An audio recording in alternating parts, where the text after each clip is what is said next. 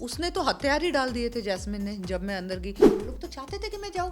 तो ये ऐसी लड़कियों के साथ मैं एसोसिएट नहीं करना चाहती हूँ जैसे मिस तंबोली है। और वो एज पे खड़ी थी जानबूझकर, विकास वहीं पे बैठे थे। जो भी विकास और अर्शी के बीच में होगा मैं तो इसको बिलीव नहीं करूँगी। मनु की मैं इतनी अच्छी दोस्त नहीं बनी क्योंकि मनु ने बोला कि जो टीम बोलेगी मैं करूँगी। अभिनव की कोई बात नहीं मायने रखती है। He is not doing anything. Hi, this is Kashmera Shah and you are watching me on फीफा फूज।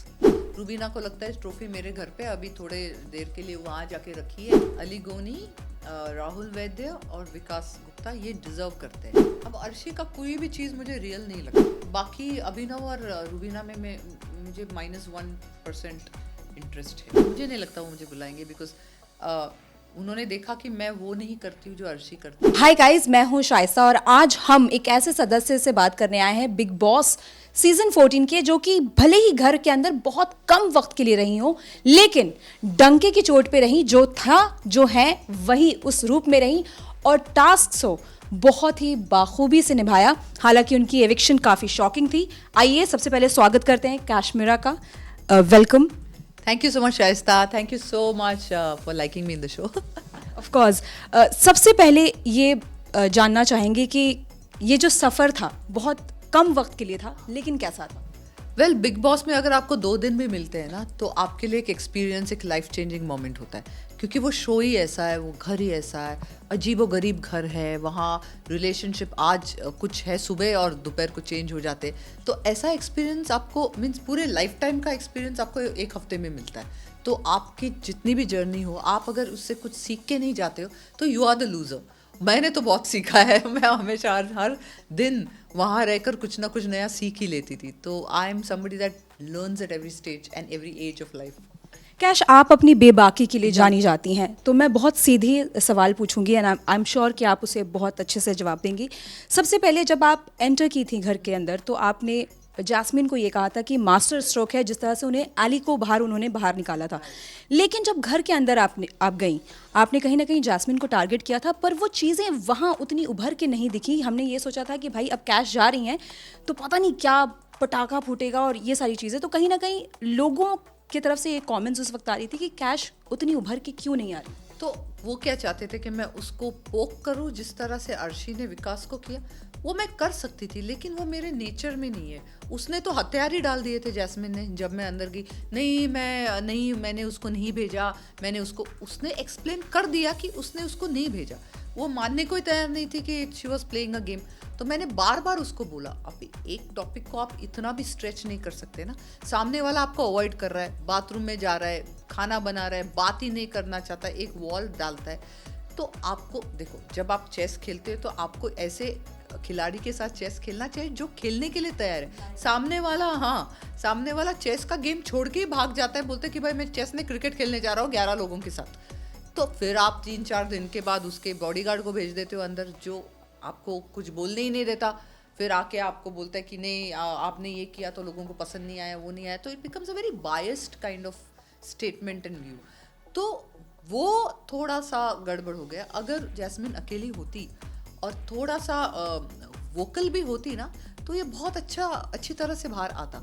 लेकिन वो बात करने को ही तैयार नहीं थे। वो लोग जैसा खाना बनाते थे, जैस्मिन की ड्यूटी थी लंच की और डिनर की, वो लोग उसको टास्क की तरह करते थे कि 20 रोटियां तो 20 ही बनेगी, 21 नहीं बनेगी। तुम 19 खाएंगे सब तो 19 बनेगी। एक एक्स्ट्रा रोटी नहीं बनाते थे ये लोग। प्लस वो किचन छोड़ने को तैयार ही नहीं थे, एक हस्बैंड वाइफ और एक जैस्मिन, कि हम किचन पे राज करेंगे। और खाना उनका मीन्स बगैर तड़के का और बगैर नमक का होता था, जो उनको उनके लिए राइट था। हम लोग नहीं खा सकते, हम मिर्ची खाने वाले लोग हैं, थोड़ा सा स्पाइसी खाना चाहिए। और हमने अगर कुछ अलग से बना दिया उनका बनने के बाद, तड़का लगा दिया थोड़ी सी दाल निकाल कर, तो वो बहुत अपसेट होते थे। लेकिन वो हमको आके बताते नहीं थे, बाहर जाके ऐसे जाके बैठते थे, उन्होंने कैसे तड़का लगा दिया, इट्स रियली सफोकेटिंग। तो वो उस घर को ऐसे ट्रीट कर रहे थे जैसे कि कोई एक विल पड़ी गई है और बोला गया कि आप इस घर में रह रहे हो, लेकिन आपके ना फादर ने दूसरी शादी की और ये भी आपके बच्चे भाई बहन है, ये भी आने वाले। तो they were treating us very step brotherly, step sisterly. तो वो 2-3 दिन के बाद काफ़ी बुरा लगने लगा था। और जैस्मिन ने तो हथियार ही डाल दिए थे कि नहीं ऐसा नहीं, मैं अभी भी जाने को तैयार हूँ, अगर अली आता है तो I don't know, I did not send him. तो जब सामने वाला मान ही रहा है कि हाँ भाई मैंने ऐसे किया और तो उसका कैसे मैं क्या एक्सपोज कर दूँ? ऑल्सो कैश, हमने कभी आपको ऐसे रोते हुए नहीं देखा। आप 2 बार उस घर के अंदर टूट गई। जो बंदा इतना स्ट्रॉन्ग है, आप जिस तरह से आप हैं, बोल्ड और बेबाक जैसे कि मैंने कहा, ऐसा क्या है उस घर में कि घर के अंदर जाने के बाद चीज़ें कहीं ना कहीं बदल जाती हैं? इनफैक्ट विकास भी बहुत स्ट्रॉन्ग कॉन्टेंडर हैं, हर बार कहीं ना कहीं उनको बुलाया जाता है, बट वो भी इस बार टूट गए। क्या है उस घर में, ऐसा कौन सा ऑरा है? शाइस्ता, मैं आपको एक नॉर्मल ह्यूमन लाइफ के बारे में बोलती हूँ। एक तो ये गलत बात है, क्योंकि अब मैं माँ हूँ ना, तो मैं अपने बच्चों को भी बताती हूँ कि ये गलत सोच है कि आप अगर रोते हो तो आप वीक हो। मैं आपको ये बताती हूँ कि मेरे जो टीयर्स है ना, मेरे जो आंसू है, मेरा सबसे हैवी और सबसे स्ट्रॉन्गेस्ट पॉइंट है, क्योंकि मैं पूरे नेशन के सामने रोई हूँ। मैं अकेले चुपचाप अपने ब्लैंकेट में नहीं रोई। मेरे में उतना कॉन्फिडेंस है कि मैं रोई तो भी चलेगा, क्योंकि वो मेरा व्यक्तित्व है।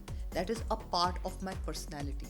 अगर मैं झगड़ती हूँ, राइट के लिए स्टैंड लेती हूँ, तो जो मेरे साथ गलत होता है उसके लिए रोने की भी क्षमता रखती हूँ। दोनों साइड होना चाहिए, क्योंकि I am human, I am not robotic. मैं रुबीना और अभिनव जैसे रोबोट नहीं कि सुबह उठ के मैं यही करने वाली और इतने 20 पराठे बनाऊंगी और फिर सनबेथ करूंगी और मैं योगा करूंगी और मैं डांस करने के बाद ये मेरा मूव लास्ट होगा। It's very robotic. मैं वो नहीं हूँ, मुझे रोना आता है। और I am very thankful two colours कि उन्होंने मेरा ये साइड दिखाया।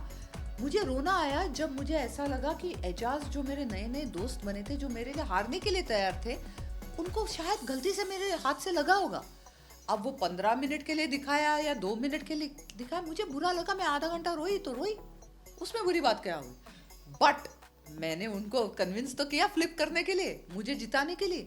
तो अगर मैं वहां बैठ के रोक कर उनको बोल रही हूँ कि मुझे जिताओ, ये लोग मुझे बाहर निकालेंगे, तो वो मान तो गए ना। तो मेरी स्ट्रैटेजी भी हो सकती है, लेकिन मुझे बुरा भी लगा था कि ये जैस्मिन और रुबीना मेरे लिए खेल ही नहीं रहे। वो चाहते कि वो हारे।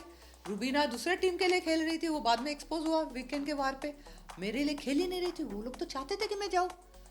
तो मुझे बुरा लगा कि क्यों, तुम मुझे जानते ही नहीं, तुम मुझे अभी इसे घर से निकालना चाहते। आप नॉमिनेट उसी को करते जो आप चाहते हो ना कि घर से निकाले, तो वो बुरा लगता है। तो मैं रोई। तीसरे दफे जब मेरी उम्र की बात की, तब मैं रोई, क्योंकि एज अ वुमेन, आप 18 साल के भी हो और किसी ने कुछ आपको उम्र के लिए बोला, आप रोगे। It's human nature.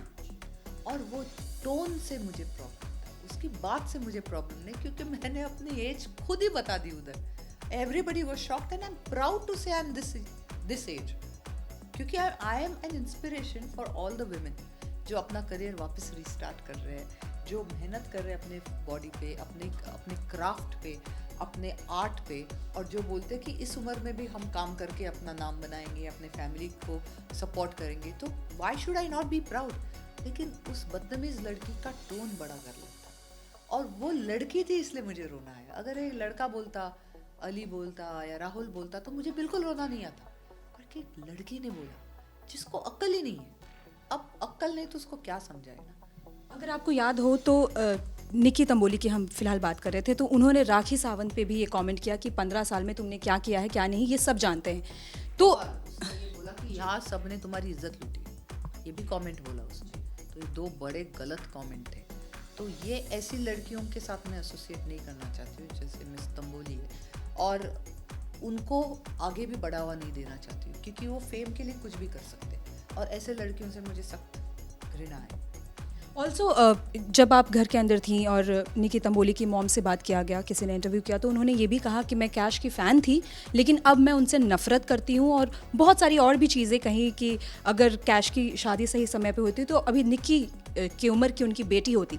क्या कहना चाहेंगी? कहीं ना कहीं इस घर में, घर के अंदर तो अपब्रिंगिंग की बहुत बात हो रही है, जिस तरह से ये पूरा गेम चल रहा है, क्या कहना चाहेंगी इस पूरे? अगर निकी मेरे जैसे फेमस होती उसकी उम्र में, जितनी फेमस मैं उसकी उम्र में थी, तो निक्की की भी शादी मेरे उम्र पे होती। लेकिन निक्की की शादी उस उम्र में ही होगी जिस उम्र में वो करियर नहीं करेगी। निक्की की मॉम को बोलना कि मेरा करियर निकाल के देखे तो उसको पता चलेगा। बट मैं ना उनका एज माँ है वो, तो वो अपने बेटी को लेके बायस्ड ही होगी, लेकिन एज अ माँ उनको थोड़ा सा अपने बेटी को सिखाना चाहिए था कि बड़ों से कैसे बात करते हैं। मैं उसकी बड़ी हूँ ना, तो मैं उसकी सीनियर आर्टिस्ट भी हूँ, मैं इस इंडस्ट्री में भी हूँ, मैं बहुत ही सक्सेसफुल एक्टर हूँ, मैंने बहुत ही सक्सेसफुल टचवुड शादी की है, मेरी एक लाइफ सक्सेसफुल चल रही है। आगे जाके बाहर उसको बिग बॉस के फिल्म सिटी से निकाल के बाहर भी आना है, कहीं ना कहीं हमसे भी मिलना है। तो ये जो चीज़ें, जो तमीज़ के दायरे होते हैं, वो अपने बेटी को सिखाए तो ज़्यादा बेटर है। इसके बाद आप मुझे कभी भी ना निकी या उनके मम्मी या उनके किसी भी फैमिली के मेंबर के बारे में बात करते हुए देखेंगे, क्योंकि मेरे लिए वो एग्जिस्ट नहीं करते। निकी मेरे लिए शो में भी एग्जिस्ट नहीं करती थी और निकी की फैमिली तो एग्जिस्ट ही करती है। साथ ही आपको ये बोलना चाहूँगी, फिलहाल जब निकी की बात हो रही है तो मनु पंजाबी जब घर से निकल रहे थे, फिलहाल वो घर से निकल गए, उन्होंने ये कहा कि किस तरह से निकी ने हर एक लड़के जो घर के अंदर हैं उनको कहीं ना कहीं अपने मुट्ठी में रखा है। एजाज को चचा बोल के, अली को ये बोल के कि उन पे क्रश है, राहुल को ये बोल के कि वो उनके अच्छे दोस्त हैं। तो क्या लगता है ये किस तरह की स्ट्रैटेजी है या गेम है? निकी घर से बाहर गई और फिर वापस आई हैं, तो आखिर वो क्या ऐसा देख कर आई हैं कि ये सारी चीज़ें वो कर रही हैं? और साथ ही घर के अंदर आने के बाद आपसे दोस्ती करना, अर्शी, राखी, इनसे, तो क्या लगता है निकी का गेम एग्जैक्टली क्या लगता है? गेम नहीं, ये माँ की तालीम है। माँ ने बहुत अच्छी तालीम दी, अपनी बेटी को दिखाया कि कैसे मर्दों से दोस्ती करना है ताकि उनका काम निकले। Very good mother. एंड बस मैं इससे ज़्यादा, मैंने कहा ना, उसको ज़्यादा मैं फुटेज नहीं देना चाहती हूँ, ना उसको इम्पोर्टेंस देना चाहती हूँ। बस माँ ने बहुत अच्छा सिखाया अपनी बेटी को। अच्छा, ये बताएं कैश की विकास और अर्शी की जो भी चीज़ें हुई, कल के एपिसोड में एक झलक ऐसी आई जब विकास और अर्शी में वापस से अनबन हो रही थी, तो विकास के मुंह से ये निकला कि क्या हुआ था, ये पूल में जो गिरी वो, तो शायद विकास ने उन्हें धक्का नहीं दिया था, शायद अर्शी उनको बस हल्का सा टच किया गया और वो गिरी हैं, ऐसा कुछ शायद आगे हो सकता है, या क्या लगता है? क्योंकि कहीं ना कहीं अर्शी ने खुद भी ये बात मानी कि मुझे कहा गया था ऐसा करने के लिए, या उनकी 6 महीने से विकास से उनकी बातें चल रही थी। ये 2 सवाल आपने एक सवाल में डाला। मैं वहाँ बैठी थी, विकास ने उसको पुश किया था, तो मैं, आई एम अ विटनेस, मैं right in front of her थी और मैं और मनु बैठे थे और उसने आके उसको धक्का मारा था और धक्के से वो गिर गई थी, लेकिन उसने माइक अपना निकाल के रखा था और बार बार मैं उसको माइक जाके दे रही थी, उसने पहना नहीं था और वो एज पे खड़ी थी जानबूझ के, और विकास वहीं पे बैठे थे और विकास को रिएक्ट करके विकास आया, विकास ने उसको जंप पुश किया। सुबह राहुल महाजन ने मुझे बोला था कि विकास ने बोला था उसको कि हो सकता है अगर आज अर्शी ज़्यादा करे तो मैं उसको मजाक मजाक में उठा के पूल में डाल दूँगा। और फिर वीकेंड के एपिसोड में अर्शी ने एडमिट किया था, ये दिखाया था क्या, जो उसने बोला कि 6 महीने से मेरी और विकास की बात हो रही है, ये दिखाया था। तो वो प्लानिंग कर रहे थे, तो हो सकता है इन दोनों की प्लानिंग थी, हो सकता है प्लानिंग के मुताबिक, क्योंकि विकास बार बार बोल रहा था झगड़ा होने के बाद, पूल में जाने के बाद, जब मैं उसके बाजू में बैठी थी, कि मैं अर्शी के साथ 2 मिनट बात करना चाहता, 2 मिनट बात करना चाहता। हो सकता है उससे बात करके सॉरी बोल के सब ठीक हो जाता, लेकिन अर्शी ने उसको मौका ही नहीं दिया, ऐसा भी हो सकता है। तो अब जो भी विकास और अर्शी के बीच में होगा, मैं तो इसको बिलीव नहीं करूँगी, क्योंकि उसने ऑलरेडी वो जो मेरे दिमाग में डाल दिया कि उसका ये स्ट्रैटेजिक प्लानिंग था।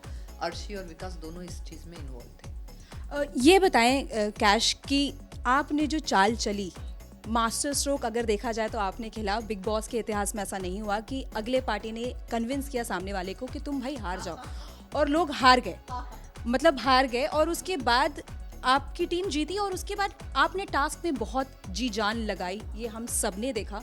और टास्क में मेहनत करने वाले को ही एविक्ट, ये कुछ रास नहीं आई ना पब्लिक को ना हमें, उस पर क्या कहना चाहिए? वेल, आप ये सवाल उठाओ, बोलो मुझे वापस भेजे, बोलो मुझे जिताए, क्योंकि मैं तो लड़ूंगी। मैं जब भी आप मुझे बिग बॉस में भेजोगे, चाहे इस सीजन में हो, नेक्स्ट सीजन में, 5 साल बाद, मैं लड़ूंगी। मैं वो गिव अप करने वाली लड़की नहीं, मैं सब भूल के वापस जाऊंगी, वापस लड़ूंगी। अब और मुझे आप बताते हो कि ऑडियंस को ये पसंद नहीं आया, आप बोलते हो कि हमें बहुत पसंद आया, क्योंकि it is a master stroke. क्योंकि इसे कभी विकास को बोलो करके दिखाए, कितने लोग विकास के लिए खड़े रहते हैं, आप उसको मास्टरमाइंड बोलते हैं ना, तो उसको बोलो मेरा ओपन चैलेंज है, आप करके दिखाओगे, पूरा गेम पलटो, बताओ उस ऑपोजिट टीम को कि मेरे लिए लड़ो। यहाँ पे मैं टोकना चाहूँगी, इस जो आपकी ये जो स्ट्रैटेजी थी, अगर एक्चुअली देखा जाए तो ये बहुत बेहतरीन स्ट्रैटेजी थी, लेकिन जो घर के सदस्य थे उनको ये स्ट्रैटेजी सही नहीं लगी, इनफैक्ट उनको ये स्ट्रैटेजी ही नहीं लगी। उस पर क्या कहना चाहेंगे? अरे कैसे लगेंगे उनको, बेवकूफ़ तो लोग बैठे हैं अंदर, गेम खेल रहे हैं क्या? उनको स्ट्रैटेजी कैसे लगेगी जब हमने उनको बताया नहीं स्ट्रैटेजी है। स्ट्रैटेजी क्या होती है, आपको एंड रिजल्ट देखना है। एंड रिजल्ट वो हारे ना मेरे लिए, तो माइंड गेम तो मैंने ही खेला, मनु ने उसका क्रेडिट लेने की कोशिश की, लेकिन आपको पता है ना, क्योंकि आपने पूरा देखा एपिसोड, कि मैं जाके रोई, मैंने उनको कन्विंस किया, फिर बोला प्लीज़ प्लीज़, 2 दिन मैं करती रही और एंड में मैं जीती। एंड रिजल्ट है कि आप लड़ो, मरो, रो, पीटो, आपका मतलब सिक्योर होना चाहिए। पूरे के पूरे 4 लोग, मनु संचालक, अर्शी जो मुझे जानती नहीं, एजाज जो मुझे जानता नहीं, राहुल महाजन जो मुझे जानता है लेकिन खेल ही नहीं सकता, सभी कन्विंस हुए कि हम हारेंगे कैश के लिए। तो इससे बेटर क्या जीत हो सकती है मेरी? You know, I played a damn bloody good game. Ejaz, जब आप घर के अंदर नहीं गई थी तो आपके घर के बाहर जब आप थी तो आपने कई सारे ट्वीट्स किए थे, जिसमें एक ट्वीट में आपने एजाज को कहीं ना कहीं आसिम से कंपेयर किया था कि कहीं ना वो बहुत अनॉयड और अनोइंग और इरिटेटिंग, क्योंकि वो बहुत हाई पिच में चिल्लाने लगे हैं, तो चिल्लाने से आप शो नहीं जीतोगे ऐसा। और फिर जब आप घर के अंदर गई तो आपने एजाज को एज अ फ्रेंड चुना, आपने उनकी तारीफ की, आपने उनके साथ खेलना चाहा। घर के अंदर आप जाते हो तो you want someone to be there with you. क्या चल रहा था उस वक्त ऐसा दिमाग? एजाज बहुत डरता है नॉमिनेशन से, बहुत डरता है, उसकी हालत खराब होती है, वो सोता नहीं 5-5 6-6 दिन। उस आदमी को मैंने कन्विंस किया कि तू नहीं जा रहा है भाई, तू नॉमिनेट हो जा, तू हार जाएगी, तू नहीं जा रहा। तो बोलता है मुझे टास्क हारने का पसंद नहीं है, आई लाइक टू। मैंने बोला खेलना, लेकिन हार जा भाई, मेरे लिए हार जा, क्योंकि मुझे पता है बाहर तू नहीं जाएगा, अभिनव ही जाएगा, जो कि सही नहीं था। मुझे पता था कि अभिनव नहीं जाने वाला है, हो सकता है एजाज जाता, लेकिन मैंने रो रो के उसको बोला कि तू नहीं जा रहा है, तू नहीं जा रहा है, और वो मान गया। लेकिन वो जब मान गया तो मुझे लगा कि यह इंसान बहुत अच्छा है, तभी मैं उसकी दोस्त बनी। मनु की मैं इतनी अच्छी दोस्त नहीं बनी, क्योंकि मनु ने बोला कि जो टीम बोलेगी मैं करूंगा। उसने वो स्टैंड नहीं लिया कि ठीक है मैं तुम्हारे लिए करूंगा, उसने हमेशा बोला जो टीम करे। हालांकि वो कैप्टन थे, उसको कैप्टन बनाने का, गेम का संचालक था, कैप्टन बनाने में मेरा सबसे बड़ा हाथ था, क्योंकि राहुल महाजन मुझे बाहर से जानता है, उसने कृष्णा के साथ एक शो भी किया था, तो मुझे बाहर से जानता है। तो मैंने उसको जाके बोला कि विकास ने बोला कि जब तुमको मेडल मिलेगा राहुल तुमको ही देगा, तुम मुझे लाके दो, और मुझे विकास को नहीं देना था, क्योंकि विकास मुझे बता नहीं रहा था कि मेडल के साथ क्या करेगा। तो मैंने जाके राहुल महाजन को बोला कि कुछ भी हो जाए मुझे या मत देना, मनु या एजाज को देना। तो ये भी तो गेम था ना, तो मैंने खेला था ताकि एजाज कैप्टनशिप जीते या मनु जीते, क्योंकि एजाज तब तक हमारे ग्रुप में आ ही गया था आउटसाइडर्स के, चैलेंजर्स के, तो एजाज चैलेंजर बन गया था। हाँ, कहीं ना कहीं अब बहुत सारी चीज़ें पलट गई हैं। ये बताएं कि राहुल वापस से घर के अंदर गए हैं और बहुत सारे लोगों का ये कहना है कि वो बहुत एक एटीट्यूड अलग सा लेकर गए हैं, उनको एक अहंकार उनके अंदर आ गया। यहाँ तक कि अभिनव शुक्ला ने भी ये बात कही कि तू जो इतना अहंकार लेकर आया है ये कहीं लेकर जाएगा तुझे। इस पे क्या कहना चाहेंगे? अभिनव की कोई बात नहीं मायने रखती है, he is not doing anything, उससे ज़्यादा बेटर तो राहुल वैद्य कर रहा है, तो अभिनव कहीं नहीं लेके जा रहा है। भाई तू इधर तक पहुंचा, तू अपना सोच। I don't think he has an attitude problem. Rahul Vaidya बहुत अच्छा खेल रहा है। और राहुल का ये भी कहना है कि सुपीरियॉरिटी कॉम्प्लेक्स है रुबीना में बहुत ज़्यादा। इस पे क्या कहना चाहेंगी? जैस्मिन का भी ये कहना है, तो क्या कहना चाहेंगे? दोनों सही है, इस बात को लेकर दोनों सही है। This is I agree with him. Rubina को लगता है ट्रॉफी मेरे घर पे अभी थोड़े देर के लिए वहाँ जाके रखी है और ये सब सारे चोर आए हैं, but I am only the one who is going to win. क्या लगता है घर के अंदर अभी जितने भी कॉन्टेस्टेंट्स हैं, गेम सही मायने में कौन खेल रहा है? विकास गुप्ता में बहुत सारी एबिलिटी है गेम खेलने के लिए। अब मैं नहीं हूँ तो विकास गुप्ता अच्छा गेम खेलेगा, और कोई खेल नहीं रहा है। बाकी के they are just doing as tasks come. Rahul अच्छा खेल सकता है, अली अच्छा खेल सकता है। अली अगर कोई फिजिकल टास्क में तो उससे कोई लड़ने को तैयार नहीं है। राहुल थोड़ा फिजिकली अभी उसका L4 L5 का प्रॉब्लम है, तो फिजिकल टास्क ज़्यादा अच्छा नहीं खेल सकता। वो मेंटल टास्क अच्छा खेल सकता है, तो उसको थोड़ा सा चांस मिलना चाहिए मेंटल टास्क खेलने का। तो ये 2-3 लोग हैं जो मेरे टॉप 3 है, अली गोनी, राहुल वैद्य और विकास गुप्ता, ये डिज़र्व करते हैं। अगर मैं होती तो मैं, विकास गुप्ता और राहुल वैद्य डिज़र्व करते हैं। ये बताएं कैश कि आप घर के अंदर रहकर आई हैं, है ना?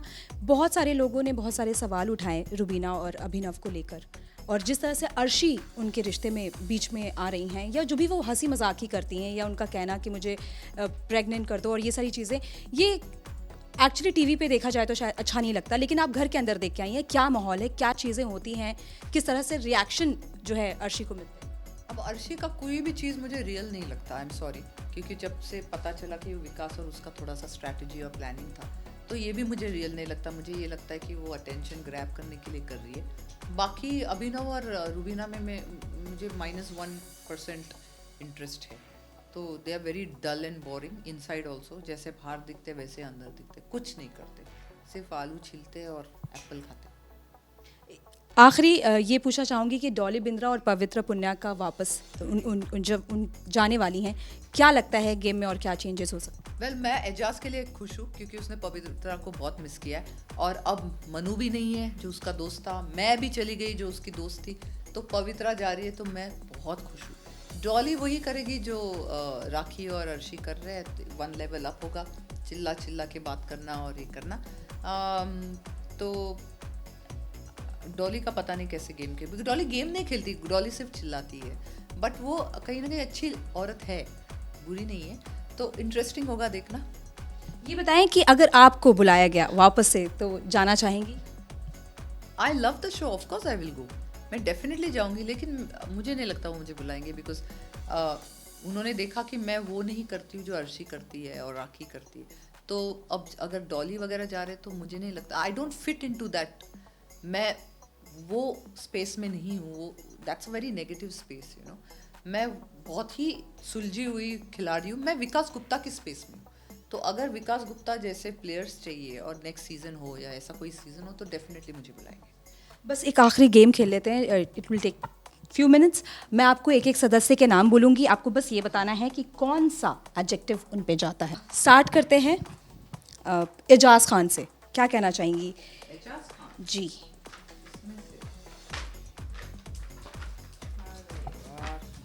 इसमें है ही नहीं कुछ एजाज के लायक।